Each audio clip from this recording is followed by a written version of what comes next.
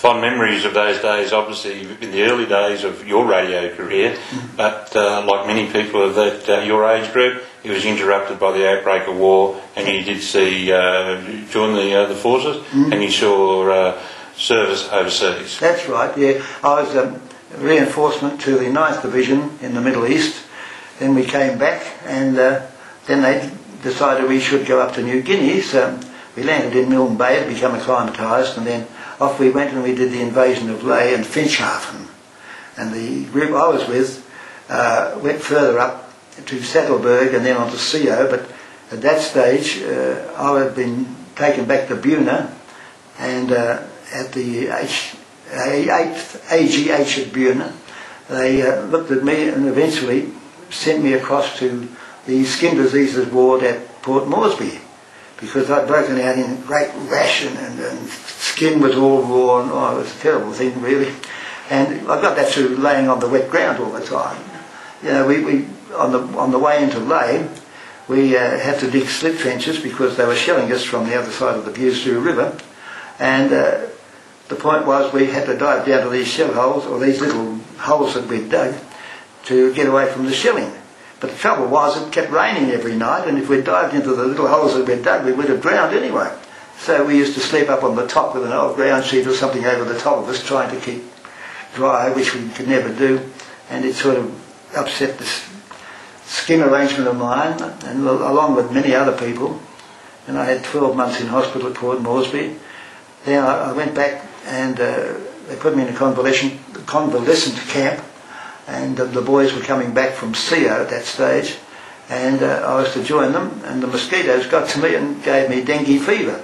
So I had another 2 or 3 weeks in a small hospital, and one night I woke up and I was driven mad with the hands. I was scratching my hands and the soles of my feet, and I said, well, I wish they'd stop this. And I got one of the wardsmen in and told him, and he said, oh, the doctor will be pleased. And I said, oh, the doctor will be pleased. I'm not. He said, no. He said, the disease is broken. It's gone. It's coming out in your hands and in your feet and so forth. And he was right. So eventually I went back to the unit, and then I joined another unit. Well, actually, to be quite truthful, what happened was that after we'd gone back to Ravenshoe up in Queensland, we were working there, and a vacancy came down to the 2nd 13th Field Company, and they wanted a corporal for the YMCA to look after the entertainment for the boys, give them handouts and all that type of thing, you know, letters, and get the radio on and let them have all the news. And in other words, give them somewhere to go after their day's activities.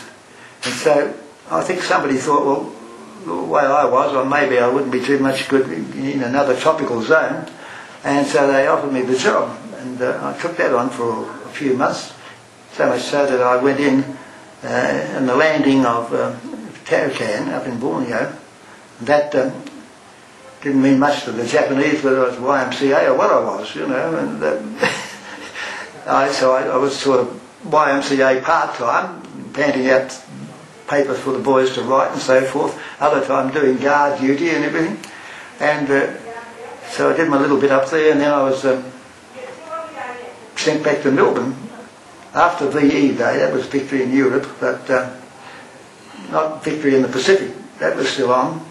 So I eventually got back to Melbourne, and I ended up in the Camberwell Drill Hall, and all I could see were radio transmitters and all sorts of things, and people like Rowley Barley and all sorts of Melbourne, and radio announcers from all over the country who'd all been brought together down there. And I found that I'd been selected to join the Army Amenities Broadcasting Service, and our job was to go back with radio stations that had them dotted everywhere, but to give you an idea, they had one in Lae, one in Rabaul, one in Jacquinot Bay in New Britain, one in Lae, and one in Port Moresby, I think, one in Morotai, one in Balikpapan, one in Labuan, one in Japan, and they were scattered in little places all over the South Pacific, and we were there to keep the troops entertained after peace was declared, and there's nothing worse than, well, the war's over and here we are sitting miles and hundreds of miles away from home and no one's doing anything about it. Well, they were, but of course they didn't have the ships and the planes and everything else to bring everyone home at once.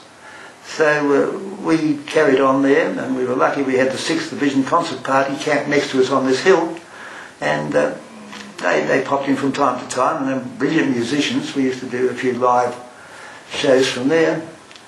And when the time was come to pack up, we just packed up and came home, and I went to work.